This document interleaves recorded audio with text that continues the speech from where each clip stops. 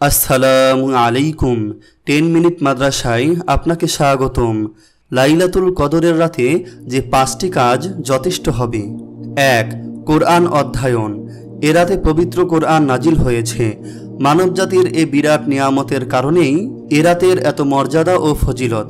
এ কোরআনকে ধারণ করলেই মানুষ সম্মানিত হবে, দেশ ও জাতি মর্যাদাবান হবে, গোটা জাতির ভাগ্য বদলে যাবে।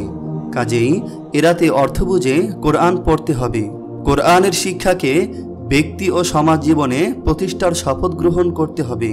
বাছাইকৃত কিছু আয়াত এরাতে মুখস্থ করা যেতে পারে। যাদের কোরআনের উপর প্রয়োজনীয় জ্ঞান রয়েছে তারা এরাতে একটি দ্বারস্থ প্রস্তুত করতে পারেন। 2. নামাজ পড়া। ন্যূনতম 8 রাকাত থেকে যত সম্ভব পড়া যেতে পারে। এজন্য সাধারণ সুন্নতের নিয়মে 2 রাকাত নফল পড়ছি এ নিয়তে নামাজ শুরু করে শেষ করতে হবে। এজন্য সূরা ফাতিহার সাথে আপনার জানা যে কোনো সূরা মিলালেই চলবে।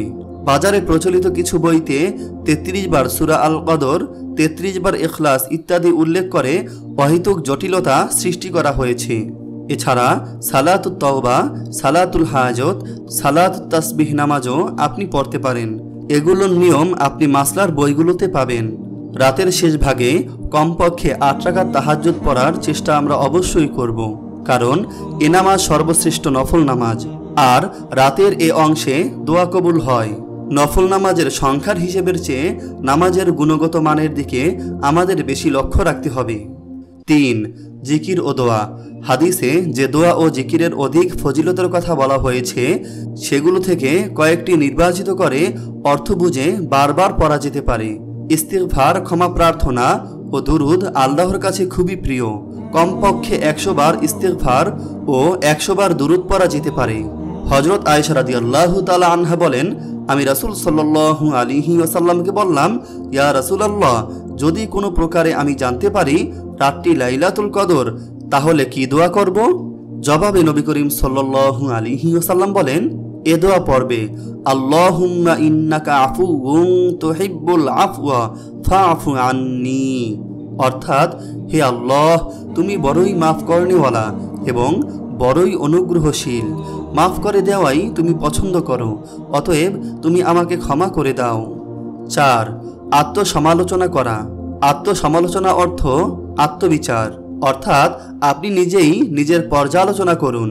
জীবনের ফেলে আসা দিনগুলোতে আল্লাহর কতগুলো হুকুম অমান্য করেছেন, আল্লাহর ফরজ ও ওয়াজিবগুলো কতটা পালন করেছেন এবং তা কতটা নিষ্ঠার সাথে করেছেন, ইচ্ছায় ও অনিচ্ছায় কি কি বড় গুনাহ আপনি করে ফেলেছেন, আল্লাহর গোলাম হিসেবে আল্লাহর দিন প্রতিষ্ঠায় আপনি কতটুকু ভূমিকা রেখেছেন, এগুলো ভাবুন। যা কিছু ভালো করেছেন তার জন্য আল্লাহর শুকরিয়া আদায় করুন, আর যা হয়নি তার জন্য আল্লাহর ভয় মনে পয়দা করুন, সত্যিকার তওবা করুন। এ রাতে নীরবী নিভৃতে কিছু সময় এই আত্মসমালোচনা করুন, দেখবেন আপনি সঠিক পথ খুঁজে পাবেন। আত্মসমালোচনা আমাদের বিবেককে জাগিয়ে তুলবে। আত্মসমালোচনা আত্মশুদ্ধির একটি গুরুত্বপূর্ণ উপায়। মহান আল্লাহ তাআলা বলেন, হে ঈমানদার লোকেরা, আল্লাহ তাআলাকে ভয় করো এবং প্রত্যেক ব্যক্তির উচিত আগামীকালের জন্য অর্থাৎ পরকালের জন্য সে কি প্রেরণ করেছে তা চিন্তা করা। 5. মুনাজাত করা। মুনাজাতের মাধ্যমে বান্দার বন্দিগি ও আল্লাহর রুবুবিয়্যাতের প্রকাশ ঘটে। বান্দা তার প্রভুর কাছে চায়, প্রভু এতে ভীষণ খুশি হন। মহান আল্লাহ তার বান্দার প্রতি এতটাই অনুগ্রহশীল যে তিনি তার কাছে না চাইলে অসন্তুষ্ট হন। যে আল্লাহর নিকট কিছু চায় না, আল্লাহ তার উপর রাগান্বিত হন। দোয়া ইবাদতের মূল। আল হাদিস, যার জন্য দোয়ার দরজা খোলা তার জন্য রহমতের দরজাই খোলা রয়েছে। কাজেই আমরা আল্লাহর দরবারে মুনাজাত করব, ক্ষমা চাইব, রহমত চাইব, জান্নাত চাইব, জাহান্নাম থেকে মুক্তি চাইব। এ 5টি আমলের মাধ্যমে আমরা এ পবিত্র রাতগুলো কাটাতে পারি। লাইলাতুল কদর পাওয়ার তামান্না নিয়ে নিষ্ঠার সাথে অনুসন্ধান করলে আল্লাহ আমাদের বঞ্চিত করবেন না ইনশাআল্লাহ। এবার আমরা জানব লাইলাতুল কদর প্রাপ্তিতে আমাদেরকে যা বর্জন করতে হবে। এ রাতে অতিরিক্ত ঘুম বর্জন করতে হবে। রমজানের শেষ দশকের ইবাদত বন্দিগি ও ইতিকাফের জন্য বিশ্বনবী কোমরে কাপড় বেঁধে লেগে যেতেন। কারণ একটাই, লাইলাতুল কদর প্রাপ্তি এবং আল্লাহর নৈকট্য অর্জন। কারণ শেষ দশকের যে কোনো বিজল রাতেই লাইলাতুল কদর নিহিত।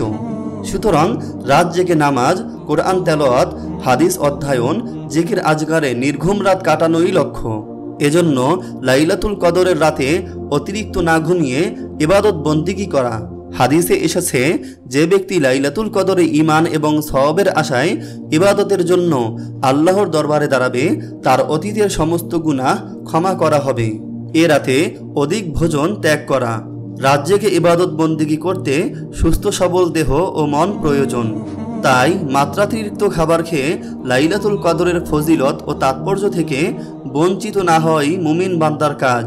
সেজন্য রমজানের শেষ দশকের প্রত্যেক রাত্রিতে স্বল্প আহার করা, যাতে রাত জেগে ইবাদত বন্দিগি করা যায়। রুসুম রেওয়াজ ত্যাগ করা। ইসলামে রুসুম রেওয়াজের স্থান নেই।